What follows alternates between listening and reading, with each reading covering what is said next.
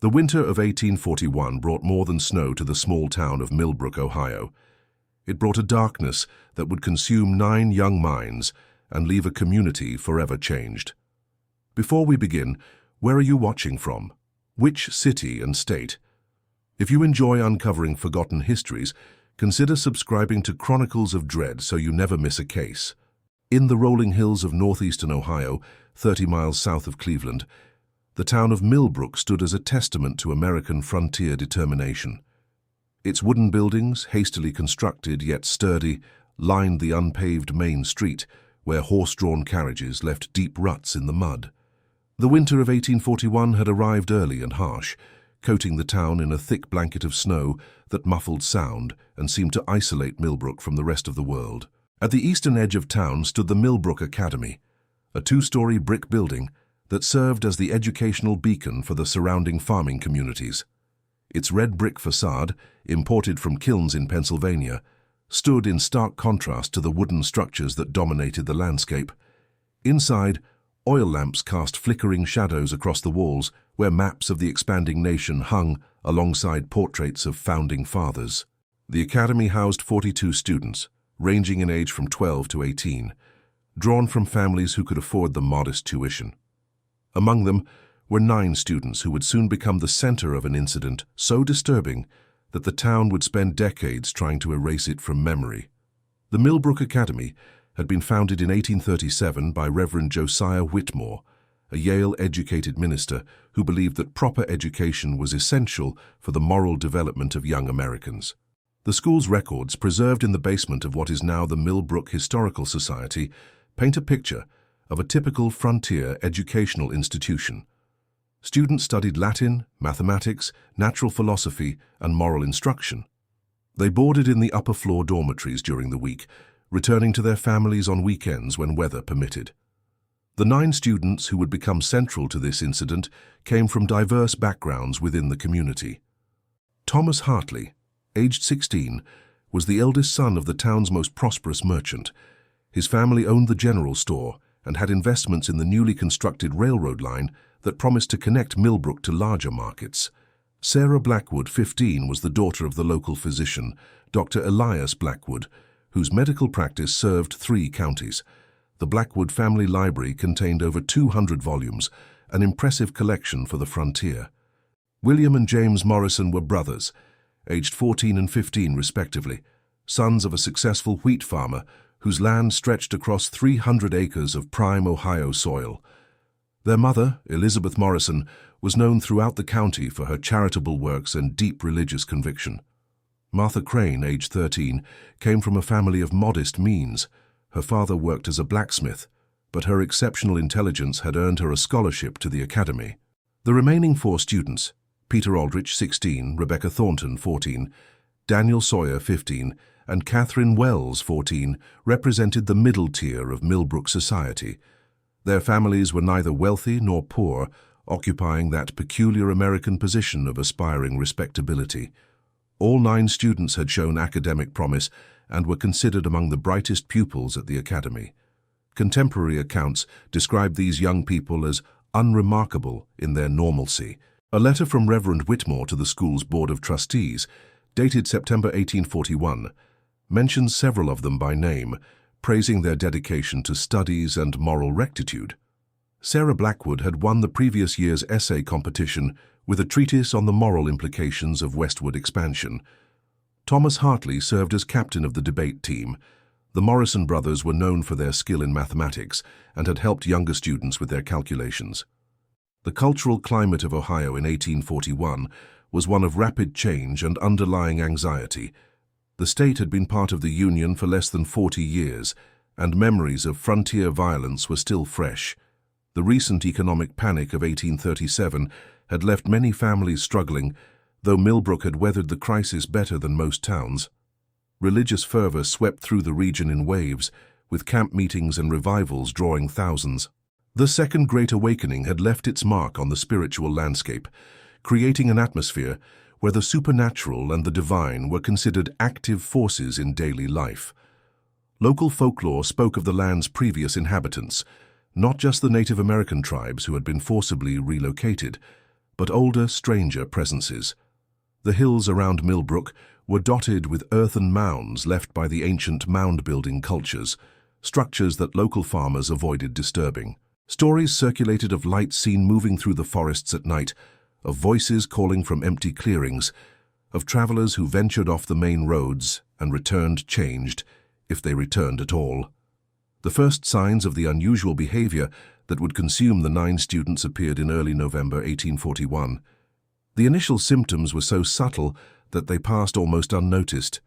A journal entry from Margaret Whitmore, the Reverend's wife who assisted with the female students' dormitory supervision, noted only that several of the older pupils seem uncommonly quiet of late, given to long periods of contemplation. The mathematics instructor, Mr. Cornelius Ashford, recorded in his teaching log that during the week of November 8th, he noticed Thomas Hartley and Peter Aldrich giving identical answers to complex problems, not merely correct answers, but using precisely the same unconventional methods to reach their solutions. When questioned separately, both boys provided the same explanation for their approach, using identical phrasing that struck Ashford as peculiar. Sarah Blackwood's roommate, a girl named Lucy Patterson, who would later provide one of the most detailed accounts of the early stages of the phenomenon, reported that Sarah had begun speaking in her sleep. This was not unusual in itself, but the content of her nocturnal utterances was disturbing. Sarah spoke of memories that were not her own, a childhood spent in a house she had never lived in, parents who bore no resemblance to Dr. and Mrs. Blackwood, and most unnervingly, she referred to herself by different names. By mid-November, the synchronicities had become impossible to ignore. During a Latin recitation, Martha Crane and Rebecca Thornton stood simultaneously and began reciting the same passage from Virgil's Aeneid, a passage that had not been assigned. Their voices matched in tone, cadence, and inflection to such a degree that witnesses reported an uncanny echo effect. When the recitation ended, both girls sat down as if nothing unusual had occurred. The Morrison brothers began writing with their non-dominant hands, producing text that was mirror-perfect to their normal handwriting. More disturbing still, when writing simultaneously in separate rooms, they produced identical essays on subjects neither had studied. The content of these essays varied, but they often contained references to experiences and knowledge far beyond what 2 farm boys from Ohio should possess. A letter from Dr. Blackwood to a colleague in Cincinnati, dated November 20th, 1841, provides a father's perspective on his daughter's transformation. He wrote, "Sarah has become a stranger in our home. She speaks with perfect clarity and intelligence, yet the words that emerge seem to originate from somewhere else entirely. Yesterday she described in minute detail the process of sailing a ship through Atlantic storms, though she has never seen the ocean. When I pressed her on this knowledge, she looked at me with eyes that seemed infinitely old and said, 'But, Father, I have sailed those waters countless times.' The phenomenon was not limited to speech and writing. The 9 students began to move in subtle synchronization. Teachers reported that they would turn their heads at the same angle when something caught their attention, blink in unison, and even breathe in matching rhythms. During mealtimes, they would reach for their utensils simultaneously and eat with identical motions. Catherine Wells's mother visited the school on November 25th and left deeply shaken. In a letter to her sister in Philadelphia, she wrote, "I sat with Catherine for an hour, and throughout our conversation, I had the most disturbing sensation that I was not speaking with my daughter at all. She knew all the facts of our family life, could recall every shared memory I tested her with, yet there was something fundamentally wrong. It was as if someone else was wearing her face, speaking with her voice, but the essence of my Catherine was absent." The first documented instance of the students explicitly claiming to be the same person occurred on November 28th. During morning prayers, all 9 stood simultaneously and declared in perfect unison, "I am one who is many, and many who are one. This flesh is merely costume, these names merely labels. I have awakened to my true nature." Reverend Whitmore, shaken but attempting to maintain order, demanded an explanation. The 9 students turned to face him with identical expressions of patient condescension. Thomas Hartley spoke, but the other 8 moved their lips in perfect synchronization with his words. "You would not understand, Reverend. You see 9 where there is 1. You hear discord where there is harmony. We are not ill, we are not possessed, we are simply awake." The Reverend immediately suspended classes and summoned the parents of the affected students. Dr. Blackwood performed thorough medical examinations but found no signs of physical illness. The students' vital signs were normal, their reflexes intact. The only unusual finding was that all 9 had developed a peculiar mark on their left wrist, a small crescent-shaped discoloration that had not been present before. Attempts to separate the students proved futile. When forcibly kept apart, they would become catatonic, sitting motionless for hours until reunited. Once together again, they would resume their activities as if no time had passed. They required no verbal communication, seeming to share thoughts instantaneously across distance. The local Presbyterian minister, Reverend Samuel Gray, was called to examine the students for signs of demonic possession. His report, preserved in church archives, describes a deeply unsettling encounter. "I approached with holy water and scripture, prepared for the resistance commonly shown by the possessed. Instead, the 9 regarded me with what I can only describe as pity. When I began the ritual of exorcism, they spoke the Latin responses along with me, their pronunciation perfect. One of them, I could not tell which, for they had begun to look startlingly similar, said to me, 'Your God is but one face of the infinite, Reverend Gray. We have seen them all.'" The students' families attempted various interventions. The Morrisons removed their sons to their farm, hoping that separation from the others would break whatever hold had taken them. Within 2 days, both boys had stopped eating and drinking, sitting in their rooms, staring at the walls. When asked what they were doing, they replied in unison, "Waiting to be whole again." Fearing for their lives, the parents reluctantly returned them to the group. Dr. Blackwood consulted with colleagues throughout Ohio, and even corresponded with physicians in Philadelphia and New York. One doctor, specializing in disorders of the mind, suggested that the students were suffering from a form of collective hysteria brought on by the pressures of academic life. This theory was quickly discarded when the doctor visited Millbrook and witnessed the phenomenon firsthand. He left the town after only 1 day, refusing to discuss what he had observed. The students' behavior grew increasingly strange as December progressed. They would stand in the academy's courtyard for hours, arranged in a perfect circle, apparently communicating without words or gestures. Snow would accumulate on their shoulders and heads, yet they showed no discomfort from the cold. When teachers or parents attempted to intervene, the students would turn their synchronized gaze upon the intruder, and many reported feeling a profound sense of vertigo and disorientation under that collective stare. Their academic work, when they could be persuaded to produce it, was extraordinary. Mathematical proofs that would not be formally discovered for decades appeared in their notebooks. Essays on philosophical topics displayed knowledge of thinkers and concepts that should have been unknown to American frontier students.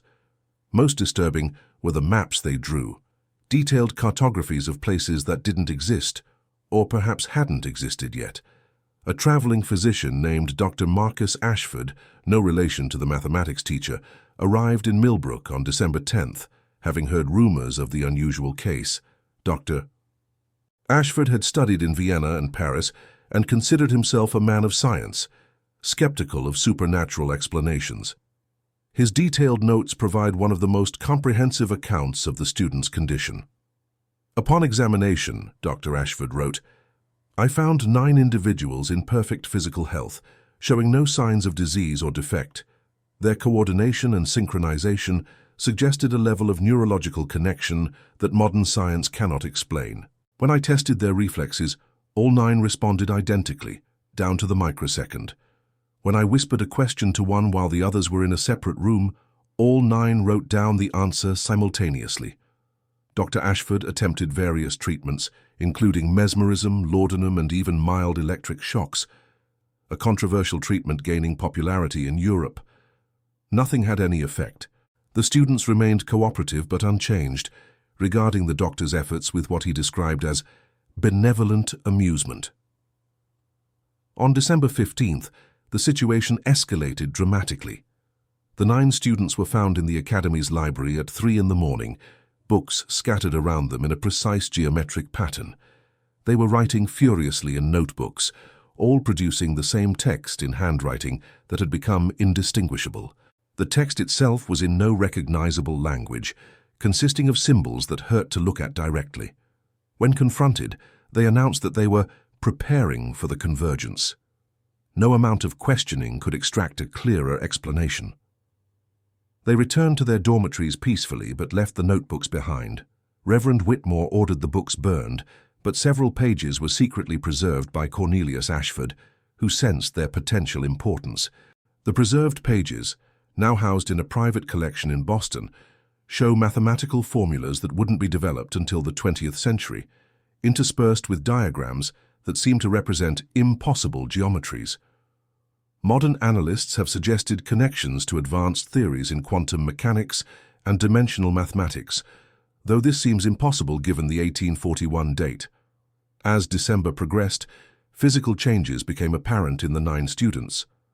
Their features, previously distinct, began to blur into a disturbing similarity. Hair color shifted, becoming a uniform dark brown. Eye color standardized to a gray that seemed to shift between blue and green depending on the light. Most unnervingly, their heights began to equalize, with the taller students seeming to shrink and the shorter ones stretching. The town of Millbrook was gripped by fear. Sunday church services saw record attendance as residents prayed for deliverance from whatever force had taken hold of their children. Some families packed up and left town entirely, unwilling to remain in proximity to what they saw as a supernatural threat. Business at Thomas Hartley's family store plummeted as people avoided any connection to the affected families. On December 20th, a severe blizzard struck Millbrook, isolating the town from the outside world.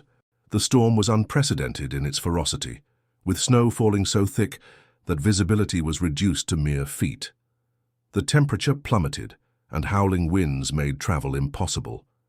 It was during this storm that the 9 students made their move. Accounts of what happened on the night of December 21st are confused and contradictory. What is known is that sometime after midnight, all 9 students left their dormitories and walked out into the blizzard. They were seen by the night watchman, old Samuel Henley, who reported that they moved through the snow as if it wasn't there, their feet finding purchase on ground that should have been impassable. Henley raised the alarm, and several brave souls ventured into the storm to search for the students. The seekers reported strange phenomena, voices calling from all directions, lights moving through the snow that couldn't have been lanterns, and a sensation of being watched by countless eyes. Several search party members became separated and were found hours later frostbitten and delirious, speaking of impossible visions. The storm raged for 3 days. When it finally cleared on December 24th, there was no trace of the 9 students. The snow around the academy was pristine, showing no footprints leading away from the buildings. It was as if they had simply vanished into the air. The only clue to their fate was found in the dormitory room shared by Sarah Blackwood and Rebecca Thornton. 9 identical letters were arranged on the desk, each addressed to those who remain behind. The letters contained a single sentence, written in that disturbingly uniform handwriting. "We have gone to where one becomes all and all become one." The search for the missing students continued for weeks. Every building in Millbrook was searched. The surrounding forests were combed by tracking dogs, and the frozen river was broken open in case they had somehow fallen through the ice. No trace was ever found. The students had vanished as completely as if they had never existed. The aftermath of the disappearance was swift and decisive. Within a month, the Millbrook Academy was closed, its students transferred to other institutions or withdrawn by frightened parents. Reverend Whitmore resigned his position and moved his family to California, never speaking publicly about the events of that winter. The families of the 9 missing students dealt with their loss in different ways. Dr. Blackwood threw himself into his medical practice, but was haunted by his daughter's transformation until his death in 1855. The Hartley family sold their business and relocated to Chicago. The Morrison farm was abandoned, the family disappearing from records after 1842. Town records from 1842 onward show a deliberate effort to erase the incident from official memory. The academy building was sold and converted into a warehouse. Documents related to the missing students were sealed or destroyed. A town ordinance was passed forbidding discussion of the events of December 1841 in public spaces. For decades, the story survived only in whispered conversations and private family histories. Children were warned not to play near the old academy building. Strange lights were occasionally reported in the area, and some claimed to hear voices calling from the empty structure on winter nights. In 1923, the warehouse that had been the Millbrook Academy was demolished to make way for a new road. During the demolition, workers discovered a hidden room in the basement, sealed behind a brick wall. Inside were hundreds of pages of writing, all in that same uniform handwriting that had characterized the 9 students' final months. The discovered documents were turned over to the local historical society, where they languished unexamined for decades. It wasn't until 1987 that a graduate student researching 19th century Ohio education stumbled upon them and recognized their significance. The papers contain detailed accounts of the events of 1841, written from the perspective of what claimed to be a collective consciousness experiencing existence through 9 separate bodies. The accounts describe the gradual awakening of this consciousness, like someone slowly waking from a deep sleep to find themselves scattered across multiple forms. They spoke of the confusion of experiencing 9 sets of sensory input simultaneously, of the struggle to coordinate multiple bodies, and of the growing realization that this state was not an aberration, but a return to their true nature. Most disturbing were the references to others like them, scattered across time and space, waiting for their own awakenings. The documents suggested that what happened in Millbrook was neither unique nor finished. They spoke of cycles, of gatherings and dispersals, of a pattern playing out across centuries. The graduate student's thesis on the Millbrook incident was rejected by his advisory committee as too speculative and lacking in academic rigor. Discouraged, he abandoned his research, but not before making copies of key documents and distributing them to interested parties. These copies have circulated in certain circles ever since, studied by those who believe that the events of 1841 were more than just a case of mass hysteria. In recent years, there have been reports of similar incidents, groups of unrelated individuals suddenly claiming to share a single identity, displaying impossible levels of synchronization, and eventually vanishing without trace. A case in Japan in 1994 involved 7 office workers. An incident in Brazil in 2006 affected 12 university students. A 2019 occurrence in Norway involved 5 members of a research station in the Arctic. Each case follows the same pattern: gradual synchronization, claims of unified consciousness, displays of impossible knowledge, and then disappearance during severe weather. Each leaves behind only cryptic messages about convergence and unity, and in each case, local authorities work quickly to suppress information and discourage investigation. The old Millbrook Academy site is now a parking lot for a strip mall. Nothing marks the location where 9 young people walked into a blizzard and out of our reality. The town of Millbrook has grown and modernized, its residents unaware of the dark history beneath their feet. But on certain winter nights, when the snow falls thick and the wind howls through the streets, some claim to hear voices calling from the empty air. 9 voices speaking as one, inviting others to join them in whatever realm they now inhabit. Most dismiss these reports as imagination or the wind playing tricks. Yet the records remain hidden in archives and private collections, documenting an event that challenges our understanding of consciousness, identity, and the nature of reality itself. The 9 students of Millbrook Academy may have vanished in 1841, but the questions they raised remain unanswered. Perhaps they always will. Or perhaps somewhere, somewhen, 9 voices still speak as one, waiting for the next group to hear their call and complete whatever pattern they began on that terrible December night. In a universe stranger than we dare imagine, anything is possible. The truth sleeps in the archives, in the whispered stories, in the fearful glances cast at empty buildings on winter nights. 9 became one in Millbrook, Ohio, and in doing so, they opened a door that may never fully close. What lies beyond that door remains a mystery, one that perhaps we are not meant to solve.